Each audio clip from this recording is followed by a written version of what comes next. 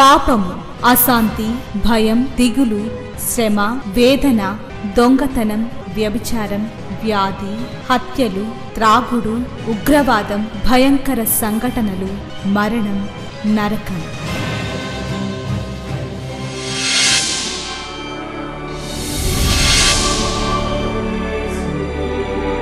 సిలువలోనే పాప క్షమాపణ, పరిశుద్ధ జీవితం, ప్రేమ, వాక్య ధ్యానము, నెమ్మది, సహవాసం, నిత్య జీవం. శాంతి సోపానాలు, ఇవి శాంతి ప్రదాత బోధలు. చీకటిలో ఉన్న ప్రజలకు గొప్ప వెలుగు కలుగుటకు, చీకటిలో ఉన్న ప్రజలకు గొప్ప వెలుగు కలుగుటకు, చీకటి నుండి వెలుగునకు నడిపించే సోపానాలు. దేవుడు లేకుండా ఏ ప్రయత్నాలు చేస్తా ఉన్నావు భూమి మీద? అందుకే ప్రభు అన్నాడు, ఒకడు లోకమంతా సంపాదించుకొని తన ప్రాణాన్ని పోగొట్టుకుంటే, తన ఆత్మను పోగొట్టుకుంటే వానికి ఏం ప్రయోజనం? నేను ఒక పుస్తకంలో చదువుతా ఉన్నాను. ఒక ఇద్దరు స్నేహితులు ఉన్నారంట. ఆ ఇద్దరు స్నేహితులు చాలా ప్రాణ స్నేహితులు. ఇద్దరు యుద్ధం చేస్తూ ఉన్నారు. యుద్ధానికి వెళ్ళారు. ఒక స్నేహితుడు చాలా బీదవాడు, డబ్బులు లేవు. రెండవ వ్యక్తి చాలా ధనవంతుడు. ఆయన తండ్రి పెద్ద పెద్ద చిత్రపటాలు గీస్తూ ఆ చిత్రపటాలన్నీ కూడా తన ఇంటిలో ఒక కలెక్షన్గా పెట్టుకొని వాటిలన్నిటిని సంపాదించి ఇల్లంతా ఆ దినాల్లో ఆ పటాలతో అన్నిటితో అలంకరించాడు. చాలా కొన్ని వందల కోట్లకి ఆస్తిపరుడు. ఆ ఊరే కాదు, ఆ దేశం అంతా తెలుసు ఈ వ్యక్తి ఇంటిలో ఇంత మంచి చిత్రపటాలు ఉన్నాయని. ఒకరోజు తన కుమారుడి ఇంటికి వచ్చినప్పుడు తన కుమారుడిని చిత్రాన్ని కూడా గీయించుకొని ఇంటిలో పెట్టాడు. యుద్ధం అయిపోయింది, ఇద్దరు ఇంటికి వెళ్ళిపోయారు. మరలా ఇంకొకసారి యుద్ధం వచ్చింది. ఆ యుద్ధంలో స్నేహితుడు చనిపోయాడు, ధనవంతుడి కుమారుడు. చనిపోయిన తర్వాత మరలా ఇంకొక స్నేహితుడి ఇంటికి వెళ్ళాడు. ఒకరోజు ఆ తండ్రిని పలకరిద్దామని ఇంటికి వచ్చేసరికి ఆ తండ్రి కూడా చనిపోయాడు. ఇంటి దగ్గర అందరూ జనాలు ఉన్నారు, అందరూ కూర్చొని ఉన్నారు. ఏంటంటే తండ్రి ఒక వీలునామా రాశాడు. ఆ వీలునామా ఒక లాయర్ వచ్చి చదువుతూ ఉన్నాడంట. ఆ రోజు అందరూ ఊర్లో ఉన్న ధనవంతులు, దేశంలో ఉన్న ధనవంతులన్నీ ఆ చిత్రపటాలన్నీ ఆక్షన్ పెడతారు. వేలం పాట వేస్తే కొనడానికి వచ్చారు. ఈయన కూడా వెళ్ళి అక్కడ కూర్చున్నాడు. ఆ స్నేహితుడి జ్ఞాపకాలన్నీ, ఆ ఇంట్లో ఆడుకున్న జ్ఞాపకాలు, ఆ స్నేహితుడు దృశ్యాన్ని అన్నీ చూసుకుని ఆలోచిస్తూ ఉన్నాడు. అప్పుడు వేలం పాట స్టార్ట్ అవుతూ ఉంది. మొదలు పెడతా ఉన్నాడు. వీలునామా చదువుతా ఉన్నాడు. వీలునామా ప్రకారం మొట్టమొదటి వేలం పాట ఆ ధనవంతుడిని కుమారుని వేలం పాట వేయమన్నాడు. ఆ చిత్రపటాన్ని తీసుకొచ్చారు. ఎవరు కొనుక్కోవట్లేదు. త్వరగా కొనుక్కోండి, ఇది ఇంకా చాలా చాలా గొప్ప గొప్ప ఉన్నాయి, అవన్నీ తర్వాత వేలం పాట వేస్తారు కనుక ఇది ముందు ఎవరో కొనుక్కోవాలంటే ఎవ్వరు కొనుక్కోవడానికి రావట్లేదు. అప్పుడు ఈ స్నేహితుడి దగ్గర చాలా తక్కువ డబ్బులు ఉన్నాయి, బహుశా ఒక 100 రూపాయలు ఉన్నాయి. 100 రూపాయలు ఇవ్వగలను అన్నాడు. ఒకటోసారి అయిపోయింది, రెండోసారి ఇచ్చేశారు, మూడోసారి. అప్పుడు ఆ వీలునామా చదువుతున్న లాయర్ అన్నాడంట, ఇక్కడితో ఈ వేలం అంతా అయిపోయింది, మీరందరూ ఇంటికి వెళ్ళిపోవచ్చు అన్నాడంట. ఎందుకు ఇంటికి వెళ్ళిపోవచ్చానంటే ఆ లాయర్ అన్నాడంట, ఆ తండ్రి ఏమని రాశాడంటే, ఆ కుమారుని యొక్క చిత్రాన్ని ఎవరు కొనుక్కుంటాడో వాడికే నా ఆస్తి అంతా ఇచ్చేయండి అని రాశాడంట. జాగ్రత్త వినండి, యేసు ప్రభుని కలిగి ఉంటే, ఆయన కుమారుని మనం కలిగి ఉంటే భూమి మీద ఉన్న ప్రతిదీ, పరలోకములో ఉన్న ప్రతి దానికి మనలను దేవుని వారసులుగా దేవుడు చేశాడు. యోసేపు తన జీవితంలో ఆ చిల్లరు, లేకపోతే ఆ చిన్న చిన్న ఆ అల్పకాల పాప భోగములు, లేకపోతే సులువుగా చిక్కులు పెట్టే పాపం వైపు వెళ్ళిపోలేదు. ఎందుకంటే తాను పొందుకోబోయే బహుమానము తన ముందు కనబడతా ఉంది. అందుకే ఈ చిన్ని చిన్నివేమీ యోసేపుని ఆకర్షించలేదు. దేవుని చిత్తం ఏంటంటే హృదయ శుద్ధి కలిగి ఉందాం. ప్రతి దినము మన హృదయాన్ని కడుక్కుందాం. దేవుణ్ణి స్పష్టముగా చూసే జీవితాలు, నేత్రాలు కలిగి ఉందాం. హృదయ శుద్ధి కలిగి ఉన్నాడు. అందుకే యోసేపు ఆ పాపం నుంచి వెళ్ళిపోతాన్నాడు. అమ్మా, నా యజమానుడు ఇదంతా నాకు అప్పగించేశాడు, నాకింద ఇంకెవ్వరూ లేరు ఈ ఇంటిలో. కానీ జాగ్రత్తగా ఓ మాట విను, నా దేవుని దృష్టికి ఇంత దుష్కార్యము నేను ఎలాగా చేయగలను? నేను చేయలేనిది, నేను చేయలేను అంటున్నాడు. అంటే ఇంగ్లీష్లో ఇట్ ఈజ్ ఇంపాసిబుల్ అనే మాట రాశారు. నేను పాపం చేయలేను అంటున్నాడు. ఎందుకంటే నాలో ఉన్నది, నువ్వు యోసేపును కాదు చూడాల్సింది, నాలో దేవుడు ఉన్నాడు. ఈ చేతులు నావి కాదు, ఈ చేతులు యేసు ప్రభువి, ఈ కాళ్ళు యేసు ప్రభువి, నా సర్వస్వం యేసు ప్రభుది, నేను పాపము చేయలేను అనే మాట అంటా ఉన్నాడు. అదే 1 యోహానులో రాశాడు. ఎవరిలో దేవుని బీజం ఉంటుందో, ఎవరిలో దేవుని వాక్యం ఉంటుందో వాడిని అపవాది ముట్టడు, వాడు పాపము చేయడు, వాడు పాపము జాలడు అనే మాట ఉంది. ఈరోజు అలాంటి ప్రార్థన మనం చేస్తే దేవుడు నిన్ను ఉన్నత స్థాయికి తీసుకెళ్ళాలని ఆశిస్తూ ఉన్నాడు. సరే, తీసుకొని వెళ్ళి ఎక్కడ వేశారు? చెరసాల్లో వేశారు. చెరసాల్లోకి వెళ్ళాడు. గమనించండి, ఇప్పుడు చెరసాల్లో ఇంకొక అవమానం. చేయని పాపానికి మంచి చేసిన దానిని చెడుగా మాట్లాడే పరిస్థితిలో వెళ్తూ ఉన్నాడు. ఇక్కడ ఎవరన్నా అలాంటి పరిస్థితిలో వెళ్తూ ఉన్నారు? నువ్వు ఎంతో మంచి చేయాలని ఆశిస్తూ ఉన్నావు, కానీ తిరిగి దానికి చెడు అనుభవిస్తూ ఉంటే దేవుడు నిన్ను ఖచ్చితంగా దర్శిస్తాడు, నిన్ను దేవుడు ఘనపరుస్తాడు. అందుకే 91వ కీర్తనలో అతడు నన్ను ప్రేమించుచున్నాడు గనుక నేను అతన్ని తప్పించేదా, నేను అతనికి తోడే, శ్రమలో నేను అతనికి తోడే ఉండి అతన్ని విడిపించి అతన్ని గొప్ప చేసేదను. అంత పవిత్రమైన దేవుని నమ్మిన వ్యక్తి ఈరోజు అవమానము, అన్యాయ తీర్పు. మళ్ళా యేసు ప్రభు సాదృశ్యంగా కనబడతాడు. యేసు ప్రభు పిలాతు ముందు నిలబడ్డాడు, కానీ ఒక్క మాటకి కూడా యేసు ప్రభు జవాబు చెప్పలేదు. జాగ్రత్త వినండి, ఆయన మౌనానికి పిలాతు ఆశ్చర్యపోయాడు. ఏంటి ఇంత నీ మీద నేరాలు మోపుతుంటే ఒక్కసారి కూడా మాట్లాడవా అని అడిగాడు. ఎందుకు మాట్లాడలేదంటే యేసు ప్రభు శిష్యులకి వెళ్ళిపోతున్నాడు, నా శాంతి మీకు ఇస్తా ఉన్నాడు. జాగ్రత్త వినండి, లోకమిచ్చే శాంతి ఒక్క క్షణం కూడా ఉండదు. శోధన వస్తే అది కనబడదు, కానీ ప్రభువులో ఉన్న శాంతి, ప్రభువులో ఉన్న నెమ్మది మన జీవితాల్లో ఎలాంటి పరిస్థితి ముందు నిలబడినా.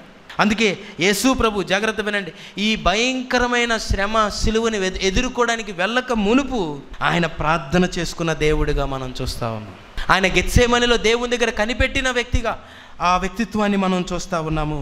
కనుక ఈరోజు అడుగుదాం, ప్రభువా నీ శాంతి నాకు ఇవి, ప్రభువా నీ నెమ్మది నాకు ఇవి, ప్రభువా. ఇదేనా నువ్వు ఎక్కడున్నా, ఒకవేళ నీకు ఆ పరిస్థితి అర్థం అవ్వకపోయినా నిన్ను నడిపిస్తున్న దేవునికి తెలుసు, ఆ మార్గము గుండా నువ్వు వెళ్తే దేవునికి ఇంకా దగ్గర అవుతావని, దేవుని పోలికలోకి ఇంకా మార్చబడతావని దేవుడు నడిపిస్తూ ఉన్నాడు, దేవుడు తీసుకొని వెళ్తూ ఉన్నాడు. ఒకరోజు ఫరోకి కళలు వచ్చినాయి. ఆదికాండం 41వ అధ్యాయానికి వెళ్దాం. 41వ వచనంలో 38వ వచనంలో అంటా ఉన్నాడు. 15వ వచనానికి వెళ్దాం చూడండి. ఫరో యోసేపుతో నేను ఒక కళ కంటిని, దాని భావము తెలుపగలవాడు ఎవడునూ లేరు. నీవు కళను విన్న ఎడల దాని భావము తెలపగలవు, నిన్ను గూర్చి వింటి నేను అతనితో చెప్పిన. గమనించండి, యోసేపు అంటున్నాడు, యోసేపు నా వలన కాదు, దేవుడే ఫరోకు క్షేమకరమైన ఉత్తరం ఇచ్చినని ఫరోతో చెప్పాను. నేను కాదు ఇప్పుడు మాట్లాడేది, ఎవరు మాట్లాడతారు? దేవుడు మాట్లాడబోతా ఉన్నాడు. ఫరో జాగ్రత్త విను. గమనించండి, ఐగుప్తులో ఒక గొప్ప సాక్ష్యము వినబడతా ఉంది. ఐగుప్తులో శారాను గురించి సాక్ష్యం వినబడిందని మనం చెప్పుకున్నాం. ఐగుప్తులో అబ్రహాము గురించి వినబడింది. ఇప్పుడు యోసేపు గురించి వినబడుతుంది. అదేంటంటే మన దేశంలో ఉన్న గారడీ విద్య, మన దేశంలో ఉన్న జ్ఞానులు, సద్గుణాలు చూసేవారు, నక్షత్రాలు చూసేవారు, వీరందరూ కూడా ఏమీ చెప్పలేనిది ఒక చిన్న వ్యక్తి, ఒక యవనస్తుడు నిలబడి మాట్లాడాడు. ఆ వ్యక్తి దేవుడే నిజమైన దేవుడు. ఆ వ్యక్తి దేవుడు సమస్తాన్ని ఎరిగిన దేవుడు.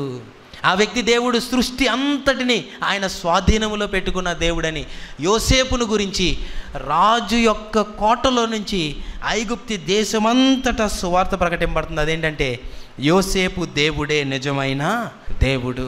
దేవుడి నామానికి మహిమ కలుగును గాక. దేవుడు కలుగు చేసుకున్నాడు. అయితే చాలా ప్రాముఖ్యమైనది మళ్ళీ వస్తూ ఉన్నా, ముందు మనం చెప్పుకున్నది మళ్ళీ ఇక్కడికి వస్తూ ఉన్నా. అదేంటంటే ఇప్పుడు అసలైన పరీక్ష వచ్చింది. అదేంటంటే కానానులో కూడా కరువు వచ్చింది. ఇప్పుడు అన్నయ్యలందరూ బయలుదేరి వస్తూ ఉన్నాడు. ఇప్పుడు యోసేపు ఎక్కడ ఉన్నాడు చెప్పండి? సింహాసనం మీద కూర్చొని ఉన్నాడు. అన్నయ్యలు వస్తూ ఉన్నారు. చాలా అద్భుతంగా ఉంటుంది ఆ అధ్యాయాలు నేను ధ్యానిస్తూ ఉన్నాడు. ప్రతి అధ్యాయము, ప్రతి వచనము దుఃఖం వస్తూ ఉంది. ముందు అధ్యాయాలు చదివితే అన్నయ్యల మీద ఎంతో ద్వేషము, కోపము, అరే ఇలాంటి అన్నయ్యలా. కానీ ఈ అధ్యాయం చదివిన వాళ్ళకి నిజంగా మీరు ఇంటికి వెళ్ళి చదవండి, 42 నుంచి ప్రారంభించండి, అన్నయ్యలు వచ్చిన దగ్గర నుంచి కనపడుతుంది. ఆ అధ్యాయం చదివి భావోద్రేకానికి, దుఃఖానికి గురవని వాడు ఎవడో ఉండడు. అన్నయ్యలు వచ్చారు, యోసేపు గుర్తుపట్టాడు. అన్నయ్యలందరూ వచ్చి సాష్టాంగపడ్డారు. దేవుని నామానికి మహిమ కలుగును గాక. అక్కడ గొప్ప మాట ఉంది, యోసేపు తన కళను జ్ఞాపకము చేసుకొనేను. ఎంత గొప్ప దేవుడు! దేవుడు యోసేపును ఎన్నడూ మర్చిపోలేదు, తన కలలను జ్ఞాపకం చేసుకున్నాడు. గమనించండి, ఇంకొక గొప్ప సంగతి ఏంటంటే, ఆ రోజు యోసేపు కలభావాన్ని చెప్పిన తర్వాత ఫరో అన్నాడు, ఆ మాట ఫరో దృష్టికి, అతని సమస్త సేవకుల దృష్టికి యుక్తముగా ఉండెను గనుక అతడు తన సేవకులను చూచి, ఇతని వలె దేవుని ఆత్మగల మనిషిని కనుగొనగలమా అని అనెను. మరియు ఫరో, దేవుడు ఇదంతయు నీకు తెలియపరచును గనుక నీ వలె వివేక జ్ఞానము గల వారెవ్వరునూ లేరు. నీవు నా ఇంటికి అధికారివై ఉండవలెను. నా ప్రజలందరూ నీకు విధేయులై ఉందురు. సింహాసన విషయంలో మాత్రమే నేను నీకంటే పెద్దవాడనై ఉందునని యోసేపుతో చెప్పాను. అప్పుడు మొట్టమొదటిగా యోసేపుకి వచ్చి మొక్కింది ఎవరు అయి ఉండుంటారో ఆలోచించండి. ఎవరు మొక్కి ఉంటుంటారంటే పొతీఫర్ వచ్చి మొక్కి ఉండుంటాడు. ఎందుకంటే పొతీఫరు రాజు దేహ సంరక్షణ చేసే వారికి అధిపతి. పొతీఫర్కి అర్థమై ఉంటుంది. యోసేపు దగ్గరికి వచ్చి అని ఉంటాడు, యోసేపు, అయ్యా నా ప్రభువా, నన్ను దయచేసి క్షమించు, నువ్వే నీతిమంతుడివి, నా భార్య నీ మీద అనవసరంగా నేరాన్ని మోపింది అని సాష్టాంగపడి ఉంటాడు. కేవలం అన్నదమ్ములే కాదు, తన జీవితంలో తను ఎక్కడైతే ఎవరి కింద పని చేశాడో వారికే ప్రభువుగా దేవుడు పెడతా ఉన్నాడు. గమనించండి, చదువును బట్టి ఘనత రాదు. చదువుకోవాలి, చదవడం చాలా మంచిది. ఆ చదువుకి ఘనత ఎప్పుడు వస్తుందంటే, మనం చదువుకున్న చదువు అంతటికి విలువ ఎప్పుడు వస్తుందంటే, మనకి దేవుడు తోడై ఉంటే మన జీవితాల్లో దేవుడు మనలను అనేకులను ప్రభావితం చేసే వ్యక్తిగా ఉంటాడు. క్రైస్తవులు రాజకీయంలో ఉండాలి, జాగ్రత్త వినండి. అయితే రాజకీయం క్రైస్తవుల్ని ప్రభావితం చేయకూడదు. రాజకీయ నాయకులను, రాజకీయాన్ని, దేశాన్ని ప్రభావితులుగా చేసేటట్లుగా క్రైస్తవులుగా మనం ఉండాలి. మన జీవితాల్లో గమనించండి, ప్రార్థన చేయండి, మన బిడ్డలు ఐపీఎస్ ఆఫీసర్లు అవ్వాలి, ఐఏఎస్ ఆఫీసర్లు అవ్వాలి, గొప్ప గొప్ప డాక్టర్స్ అవ్వాలి, గొప్ప గొప్ప ఇంజనీర్లు అవ్వాలి, పెద్ద పెద్ద ప్రధానమంత్రులే ఆ వ్యక్తిని పిలిపించి ఆ వ్యక్తి ద్వారా నాకు ఆపరేషన్ జరగాలి అని అనిపించుకునే నైపుణ్యత కొరకు ప్రార్థన చేయాలి. మనం దేశాన్ని పరిపాలించే స్థాయికి యోసేపును పెడతా ఉన్నాడు. కనుక మన గురి ఈరోజు మన యొక్క ధ్యేయము, లేకపోతే బిడ్డల పట్ల మనకున్న ఆలోచనలన్నీ ఈరోజు దేవుని ఉన్నత స్థాయిలో ఆలోచిద్దాం. ఈరోజు ప్రభువా, నా బిడ్డను దేశాన్ని ప్రభావితం చేసే బిడ్డగా పెట్టి ప్రభువా. దేవుడు పెట్టలేడండి. దేవుడు నీ బిడ్డకు తోడై ఉంటే, అలాంటి జీవితం, అలాంటి పునాది ఆ బిడ్డకుంటే, గమనించండి, బాలుడు నడవలసిన త్రోవ వానికి నేర్పించేశాడు. అంత అయిపోయింది. 16 సంవత్సరాలు పంపించాడు. నాన్న దేవుడు నీకు తోడు, పో, ఎక్కడికైనా వెళ్ళు, ఎక్కడైనా నిలబడు, ఏ దేశంలో నిలబడు. భయంకరమైన ఐగుప్తులో నిలబడ్డాడు. 3 సంవత్సరాల వయసులో భయంకరమైన స్థలములో, దేవాలయంలో వ్యభిచారం జరుగుతుంటే అక్కడ సమూయేలుని హన్నా విడిచిపెట్టి వెళ్ళిపోయింది. ఎలా వెళ్ళిపోయిందంటే, దేవుడు నా బిడ్డకి తోడుంటే పాపము కానీ లోకము కానీ నా బిడ్డ మీద చెయ్యి వేయలేదు. నా బిడ్డ మారడు, నా బిడ్డను బట్టి ప్రతి ఒక్కరూ మారాల్సిందే. కొన్ని వేల మంది పాపులు ఆయన చుట్టూ తిరిగారు, గజ్జి దొంగలు తిరిగారు, భయంకరమైన నేరస్తులు తిరిగారు, భయంకరంగా కొట్టి హింసించి నీచంగా ప్రవర్తించి లంచాలు తీసుకొని ఆ జీవితంలో నెమ్మది లేక ఎంతోమంది దివాలా తీసేయడానికి పరిస్థితిలో ఉన్న జక్కయ్య లాంటి వాడు ప్రభుతో తిరిగాడు. చివరికి జక్కయ్య మారిపోయాడు, చివరికి శతాధిపతి మారిపోయాడు, చివరికి దొంగ మారిపోయాడు. ఎన్నడూ మారడు, ఆ పక్కన పరిస్థితులే మారిపోవాలి. పొతిఫరు మొక్కాడు, అన్నయ్యలు వచ్చారు, మొక్కారు. గమనించండి, అన్నయ్యలు వస్తే వారికి పశ్చాత్తాపం కలగాలని కొద్ది కఠినంగా ప్రవర్తించాడు. వచ్చిన తర్వాత అన్నాడు, మీరు వేగులు వారురా అన్నాడు. మీరు చూస్తుంటే దొంగల్లా ఉన్నారు, ఖచ్చితంగా ఐగుప్తులోదంతా పట్టుకుపోవడానికి వచ్చారు, మిమ్మల్ని నేను విడిచిపెట్టను, అసలు మీరు ఎంతమంది అని అడిగారు. అడిగితే ఈ కంగారులో మేము 12 మంది, ఒకటి చచ్చిపోయాడని చెప్పారు. చచ్చిపోయిన తర్వాత మరి 12 మంది అన్నారు, ఇంకొకటి తేలేదేంటి అన్నాడు. ఒకటి చచ్చిపోతే 11 మంది రావాలి కదా, ఇంకొకటి ఏడని అడిగితే, ఇంకొకటి ఇంటి దగ్గర ఉన్నాడు, మా తండ్రికి ఆయన అంటే చాలా ఇష్టం, అందుకే మేము తీసుకురాలేదన్నాడు. అప్పుడు యోసేపు అన్నాడు, సరే అయితే వాడిని తీసుకొని వస్తే మీకు వచ్చేసారి నేను ఆహారం ఇస్తాను, వాడిని తీసుకొని వచ్చే వరకు సిమియోన్ నా దగ్గర పెడతాను అన్నాడు. సిమియోన్ రెండోవాడు, మొదటివాడు రూబేన్. సిమియోన్ ఎందుకు పెట్టాడంటే, బహుశా రూబేన్ కొద్దిగా గొడవలు ఆప్ చేసేవాడు కనుక దారిలో వీళ్ళు కొట్టుకోరని రూబేన్ పంపించి సిమియోన్ దగ్గర పెట్టాడు. సిమియోన్ పెట్టిన తర్వాత వెళ్ళిపోతూ దారిలో వీరు ఇచ్చిన రోకలు, డబ్బులు అంటే ఆ రోజుల్లో రోకలు అనేవారు, వెండి బంగారం ఏదో ఇచ్చి ధాన్యం తీసుకుంటే దారిలో అందరికీ నిండుగా ధాన్యం పెట్టి రోకలు కూడా పెట్టేమన్నాడు. అందులో మూట ఇప్పి చూసేసరికి ఒక వెండి గిన్నె బయటకు వచ్చింది. అక్కడ ఒక గొప్ప మాట ఉంటుంది చూడండి, 42వ అధ్యాయం, చాలా ఆశ్చర్యమైన మాట, 27. అయితే వారు దిగిన చోట ఒకడు తన గాడిదకు మేత పెట్టుటకై తన గోనె విప్పినప్పుడు అతని రోకలు అవి అతని గోనె మూతిలో ఉండెను. అప్పుడు అతడు, నా రోకలు తిరిగి ఇచ్చేసినారు, ఇదిగో ఇవి నా గిన్నెలోనే ఉన్నవని తన సహోదరు చెప్పిన. అంతటా వారు గుండె చెదిరిపోయిన వారే జడిసి, ఇదేమిటి దేవుడు మనకి ఇట్టు చేశానని ఒకనితో ఒకడు దేవుని ప్రేమను తట్టుకోలేకపోతా ఉన్నారు. దేవుని ప్రేమకి భయం వేస్తూ ఉంది. ఎంత గొప్ప ప్రేమ దేవునిది చూడండి. ఇదేంటిది, దేవుడు ఇలా చేస్తున్నాడేంటి? దేవుడేమి వారి జీవితంలో అన్యాయం చేయట్లేదు. ఇక్కడ దేవుడు ప్రేమించడం మొదలుపెట్టాడు. దేవుడు ప్రేమని రుచి చూస్తూ ఉంటే గుండెలు అదిరిపోయి, గుండె చెదిరిపోయి, జడిసి ఇదేమిటి అని భయపడిపోతూ ఉన్నారు. గమనించండి. అయితే ఇంటికి వెళ్ళారు. ఇంటికి వెళ్ళిన తర్వాత వారు జరిగిందంతా చెప్తా ఉన్నారు యోసేపుకి. నాన్న ఇలాగా సిమియోను ఉండిపోయాడు.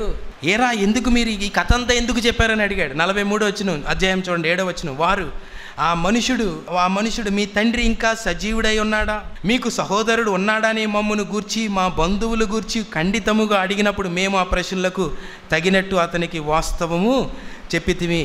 మీ సహోదరుని తీసుకొని రండని అతడు చెప్పిన మాటలకు మేము అన్నీ చెప్పేశాం. అయితే జాగ్రత్త వినండి. మళ్ళా బయలుదేరి మరలా వచ్చారు. వచ్చేసరికి ఈసారి 19వ వచనం 20వ వచనం. వారు యోసేపు గృహ నిర్వాహకుని వద్దకు వచ్చి ఇంటి ద్వారం అతనితో, అయ్యా ఒక మనవి, మొదట మేము ఆహారము కొనుటకు వచ్చితిమి. అయితే మేము దిగిన చోట వచ్చి మా గోన్లు చూసుకుంటే మా రోకలు ఉన్నాయి. 22లో ఆహారము కొనుటకు మరి రోకలు తీసుకొని వచ్చితిమి. పోయినసారి తెలుసో తెలియకో రోకలు పెట్టేశారు. మేము అన్యాయస్తులం కాదు, మేము దొంగలం కాదు, వేగు చూడడానికి రాలేదు. ఇదిగో ఆ రోకలు, మళ్ళా కొత్తగా కూడా రోకలు తెచ్చుకున్నాం అంటే ఒక గొప్ప మాట 23వ వచనంలో యోసేపు సేవకుడు అంటాడు. అందుకు అతడు, మీకు క్షేమమగును గాక, భయపడకుడి, మీ పితరుల దేవుడైన మీ దేవుడు మీకు మీ గోనెలో ధనమిచ్చెను. దేవుని నామానికి మహిమ కలుగునుగా. ఐగుప్తుడు అంటున్నాడు మీ పితరుల దేవుడైన మీ దేవుడు. అప్పటికే ఐగుప్తులో అనేక మంది యేసు ప్రభుని సొంత రక్షకుడు అంగీకరించడం ప్రారంభమైంది. యోసేపు జీవితాన్ని చూసిన వారు ఐగుప్తులో ప్రభుని సొంత రక్షకుడిగా అంగీకరిస్తూ ఉన్నారు. మళ్ళీ తిరిగి వచ్చారు. యోసేపు అన్నాడు, వీరందరికీ భోజనం పెట్టాలి, ఇంటికి పంపించండి ముందు అన్నాడు. భోజనం చేసేసరికి తన తమ్ముడిని చూశాడు, బెన్యామిన్. చూసి తట్టుకోలేక లోపలికి గదిలోకి వెళ్ళి భయంకరంగా ఏడ్చి మళ్ళీ వచ్చాడు బయటికి. అందరికి కూడా ఈసారి మళ్ళీ నింపమని చెప్తా అన్నాడు. బెన్యామీను ఆ గోనెలో నేను తాగే వెండి గిన్నె పెట్టండి ఈసారి అన్నాడు. వాళ్ళు పెట్టారు.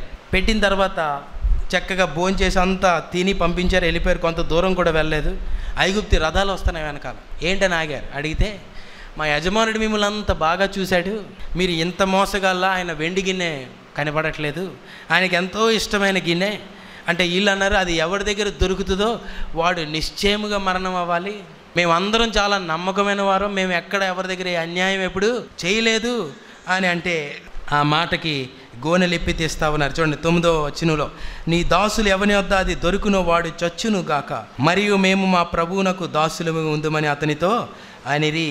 అందుకు అతడు, మంచిది, మీరు చెప్పినట్టే కానీయుడి. 12వ వచనం, అతడు పెద్దవాడు మొదలుకొని చిన్నవాని వరకు వారిని సోదా చూడగా ఆ గిన్నె బెన్యామీను గోనెలో దొరికెను. కావున వారు తమ బట్టలు చింపుకొని ప్రతి వాడు ఏడ్చి తన గాడిద మీద గోనెలు ఎక్కించుకొని తిరిగి మరలా ఐగుప్తికి వచ్చారు.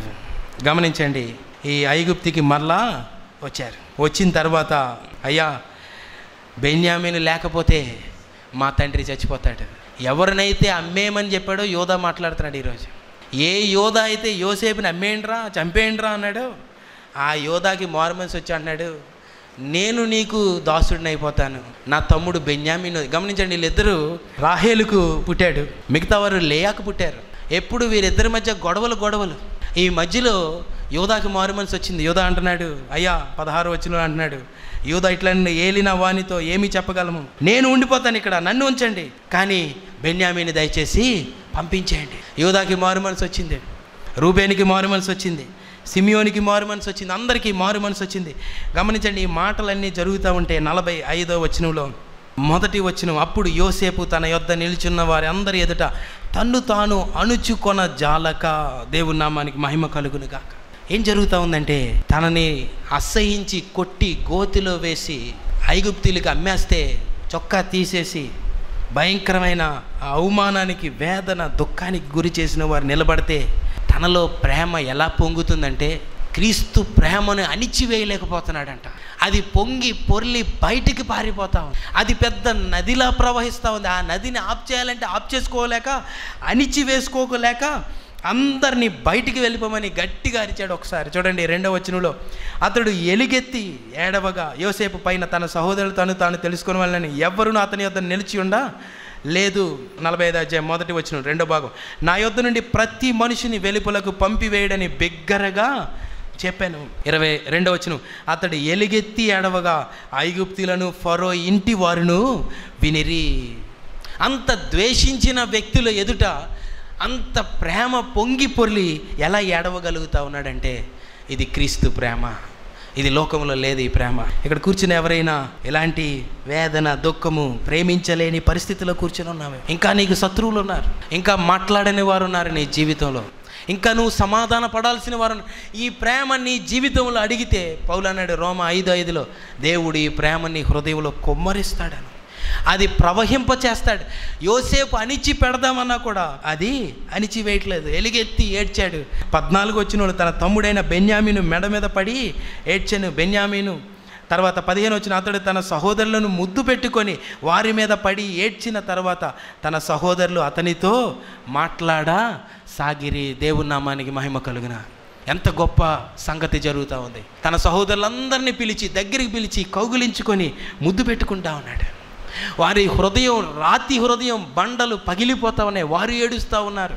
గమనించండి, ఈ భూమి మీద ఉన్న ద్వేషాన్ని, ఈ భూమి మీద ఉన్న పాపాన్ని కేవలం క్రీస్తు ప్రేమ ద్వారానే జయించగలం. మనకి శత్రువు ఎదురైనప్పుడు మనం కత్తి తీస్తాం, వాడికి శత్రువు ఎదురైనప్పుడు వాడి దేవుడు బయటకు వస్తాడనా. వాడిని ఎంత కొట్టినా అంత ప్రేమే బయటకు వస్తుంది.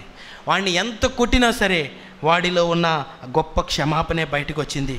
జాగ్రత్త, నిజమే.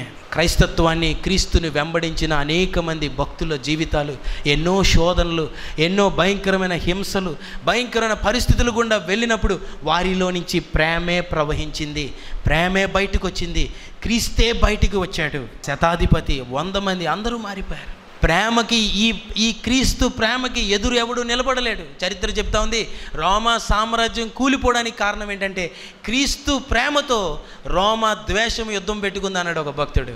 They fat against the love of God అన్నాడు. ద్వేషానికి ప్రేమకి యుద్ధం జరిగింది. 300 సంవత్సరాలు ద్వేషం, రోమా సామ్రాజ్యం కనుమరుగైపోయింది. చివరికి 2000 సంవత్సరాలైన క్రీస్తు ప్రేమ రాజ్యం ఈ రోజుకు కూడా కొనసాగుతూ ఉంది. ఈ రాజ్యమే అంతము వరకు తరతరాలు కొనసాగింపబడుతుంది. యోసేపు ఏడుస్తూ ఉన్నాడు, అన్నలను ముద్దు పెట్టుకుంటా ఉన్నాడు. ఇప్పుడు ఇంటికి వెళ్ళమన్నాడు. ఇంటికి వెళ్ళండి, ఇంటికి వెళ్ళి తండ్రికి చెప్పండి. ఏం చెప్పుండి ఉంటారండి యాకోబుకి? ఆల్రెడీ ముందే ఒక స్టోరీ చెప్పారు కథ. ఏమనంటే, నీ కొడుకుని చంపేశారు, దారిలో ఎముకలు కనబడ్డాయి, ఇదిగో వస్త్రం ఇదిగో. ఇంటికి వెళ్ళి అన్నారు యాకోబు, నాన్న యోసేపు బతికున్నాడు అన్నాడు. యోసేపు బతికున్నాడు ఏంట్రా, ఒకరోజు వస్త్రం తెచ్చారు కదరా, మరి అదేంట్రా కథ అంటే, నాన్నగారు క్షమించండి, యోసేపుని మేమే అమ్మేశాం, మేము దౌర్భాగ్యులం, మా జీవితం భయంకరమైనది. గమనించండి, ప్రేమ ఒక వ్యక్తిని ఎంత ఉన్నతమైన ఆత్మీయ మెట్లు ఎదిగింపచేస్తూ ఉంది. నీ జీవితంలో దేవుడు నిన్ను అక్కడ ఎందుకు పెట్టాడంటే, ఆ చుట్టుపక్కల ఉన్న బండలన్నీ పగిలి వారి రాతి హృదయాలు పగలగొట్టే ప్రేమ అనే గొప్ప శక్తితో దేవుడు ఈరోజు నిన్ను నింపి ఇక్కడి నుంచి పంపించాలని ఇష్టపడతా ఉన్నాడు.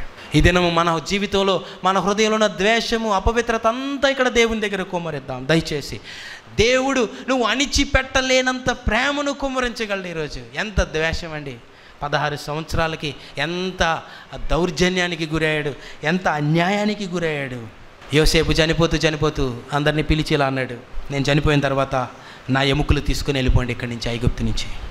ఎందుకు ఈ మాట చెప్తున్నాడంటే, ఒకరోజు దేవుడు మనలను దర్శిస్తాడు. మరలా యోసేపు గురి ఈ భూమి మీద కాదు, ఇంకొక దర్శనం చెప్తున్నాడు. నా దర్శనం వేరు. ఒకరోజు దేవుడు దర్శించినప్పుడు మనం కానానుకు చెందిన వ్యక్తులం, మనం పరమకానానికి వెళ్ళిపోవాలి, నా ఎముకలు కూడా ఇక్కడ ఉంచొద్దన్నాడు.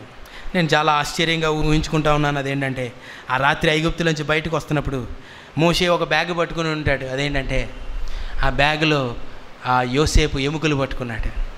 ఆ ఎముకలు తీసుకెళ్ళిపోతుంటే యోసేపు కథ అంతా జ్ఞాపకం తెచ్చుకుని ఉంటాడు. అరే, ఒక భక్తుడు ఎముకలు తీసుకుని వెళ్తా ఉన్నాను. కనీసం ఐగుప్తులో కూడా తన ఎముకలు ఉంచబడడానికి ఇష్టపడలేదు. అంటే నేను ఐగుప్తులో ఉంటే, ఒకవేళ నా సమాధి ఐగుప్తులో ఉంటే, నా సమాధి చూడడానికైనా నా మనవులు ఎవరైనా వస్తారు, అలా కూడా జరగడానికి వీలు లేదు. నన్ను బట్టి ఎవ్వరూ ఐగుప్తి వైపు చూడడానికి వీలు లేదు. విశ్వాసముతో చనిపోయాడు. ఏంటంటే దేవుడు మనలను దర్శిస్తాడు ఒకరోజు.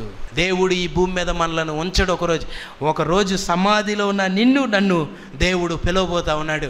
అప్పుడు ఈ క్షయమైన ఈ జీవితం, ఈ శరీరం, ఈ ఎముకలను అక్షయమైన దానిగా మహిమ ఆ శరీరముగా దేవుడు మార్చి రెప్పపాటులో మనల్ని పరలోకం తీసుకెళ్ళబోతా ఉన్నాడు.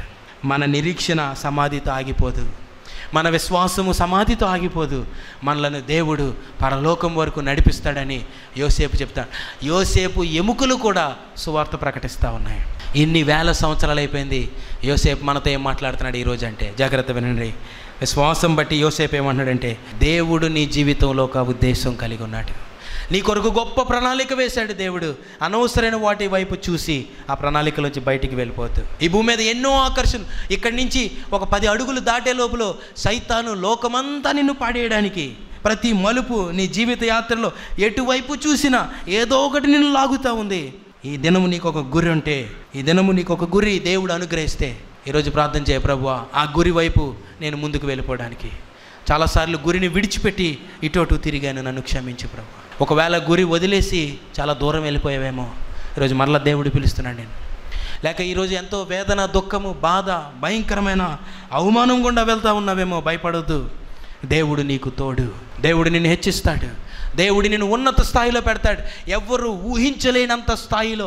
ఎందుకు పెడతాడంటే అనేకులకు నువ్వు ఆశీర్వాదకరంగా ఉండాలని ఇప్పటి నుంచే దేవుడు నిన్ను మలుచుకుంటూ తీసుకెళ్తా ఉన్నాడు. ఒకవేళ ఇప్పుడే ఆ స్థాయిలో పెడితే నీ స్వార్థముతో నీకు నువ్వే ఆశీర్వాదకరంగా ఉండి అనేకులకు ఆశీర్వాదకరంగా ఉండవేమో అని దేవుడు నిన్ను మలిచి ఆ స్థాయికి తీసుకొని వెళ్తా ఉన్నాడు. నిన్ను బట్టి అనేకమైన బండలు, హృదయాలు పగలగొట్టబడి పశ్చాత్తాపంలోకి వెళ్ళాలని దేవుడు ఆశిస్తూ ఉన్నాడు. యోసేపు ఏడ్చి వారిని కౌగలించుకొని ముద్దు పెట్టుకున్నాడు. యాకోబు వచ్చాడు. యాకోబు యోసేపుని చూసి అంటున్నాడు, నేను నిన్ను చూశాను చాలు. జాగ్రత్త వినండి. చివరిగా మన జీవితాల్లో ఒక్క నిమిషం పరిశీలన చేసుకుందాం. మన జీవితాల్లో ఒక గమ్యం ఉందా? మన బిడ్డలకు ఒక గమ్యం ఉందా? ఆ గమ్యం ఉంటే ఒకవేళ ఆ గమ్యం వైపు నడుస్తూ ఉన్నారా? ఒకవేళ అలా నడవకపోతూ ఉంటే ఈ దినం ప్రార్థన చేద్దాం. ప్రభువా నన్ను దర్శించు, నా కుటుంబాన్ని దర్శించు. ప్రార్థన చేసుకుందాం. దేవుడు అట్టి గొప్ప కృప మనందరికీ దయచేయనుగాక. ప్రతి ఒక్కరూ తలలు వంచండి. నీ జీవితంలో నీ గురి ఉందా? నీ జీవితంలో అసలు నీకు గురి లేకపోతే ఈరోజు దేవుడు అడుగు, ప్రభువా నా గురి ఏంటి? ఈరోజు నన్ను ఎందుకు పుట్టించావు ప్రభువా? నీ జీవితంలో అవమానం గుండా వెళ్తున్నావా? బాధల గుండా వెళ్తున్నావా? శ్రమ, నింద, 16 సంవత్సరాలు ఎంత అవమానము, ఎంత అన్యాయ తీర్పు, వీటన్నిటిని ఎలా జయించాడంటే యోసేపుకు దేవుడు తోడై ఉన్నాడు. అదే దేవుడు ఈరోజు నీతో మాట్లాడుతున్నాడు. నీకు తోడై ఉంటాను, నిన్ను నడిపిస్తానని దేవుడు చెప్తా ఉన్నాడు. దేవుడే పంపించాడు యోసేపుని ఐగుప్తుకి అని తన అన్నలతో చెప్తున్నాడు. అన్న మీరు కాదన్నా నన్ను పంపించింది, దేవుడే పంపించాడు. ఈరోజు దేవుడే నిన్ను అక్కడికి పెట్టాడు. దేవుడే ఆ కుటుంబంలో నిన్ను పుట్టించాడు. దేవుడే ఆ పరిస్థితిలో నిన్ను నడిపిస్తున్నాడు. భయపడద్దు. దయచేసి ప్రార్థన చేయి. దేవుడు అతనికి తోడై ఉండను. అతడు వర్ధిల్లుతా ఉన్నాడు. అతన్ని బట్టి పొతీఫర్ ఇల్లు వర్ధిల్లుతా ఉంది. అతని బట్టి ఐగుప్తి ఆశీర్వదింపబడింది. అతని బట్టి ఐగుప్తి ఆ 7 సంవత్సరాలు పంటలు పండించాడు. 7 సంవత్సరాలు కరువులో కాపాడాడు. నిన్ను దేశానికి దేవుడు ఒక గొప్ప అధిపతిగా, నిన్ను దేశానికి దేవుడు ఆశీర్వాదకరంగా చేద్దామనుకుంటే, దేవుడు భూమికి పునాదులు వేయబడక మునిపే నీ కుటుంబం పట్ల, నీ పట్ల దేవుడికి ఒక ఉద్దేశం కలిగి ఉంటే ఎందుకు దేవునికి దూరం అయిపోతా ఉన్నావు? దేవుణ్ణి కదిలించిన ప్రార్థన హన్న చేస్తూ ఉంది. నీతో సన్నిహిత సంబంధం నాకు దయచేయ ప్రభువా, నువ్వు నాతో ఉన్నావు అనే నిశ్చయత దయచేయ ప్రభువా. దేవుడు నాకు తోడై ఉన్నాడని ప్రతి ఒక్కరూ చూడ్డానికి సహాయం చేయి. ఫరో చూశాడు, చెరసాల అధిపతి చూశాడు, పొతీఫరు చూశాడు, అన్నయ్యలు చూశారు, తండ్రి చూశాడు, ఐగుప్తంతా చూసింది. యోసేపుకు దేవుడు తోడై ఉన్నాడు. నీ జీవితంలో దేవుడు తోడై ఉన్నాడా? నేను చూసిన వారు ఆ మాట చెప్తున్నారా? నేను చూసిన వారు నీకు బాగా డబ్బు ఉంది. యోసేపు సాక్ష్యం ఫరో కుటుంబంలో వినబడింది. ఫరో సైనికులు మారిపోయారు. ఫరో యొక్క ఆ కుటుంబం మారిపోతూ ఉంది. శ్రీమతి జాయ్ శామ్ బెన్నీ గారి కలం నుండి స్త్రీల శీర్షికలో రచింపబడిన 10వ పుస్తకము విధి వంచిత వనితలు. కేవలము స్త్రీల కొరకు మాత్రమే కాదు, ప్రతి ఒక్కరూ ఆత్మీయ మేలుకై చదవగలిగిన పుస్తకాలివి. మా address Shrimati Joy Sam Benny, Emmanuel Church 1-146 S Achyutapuram, Kakinada 4.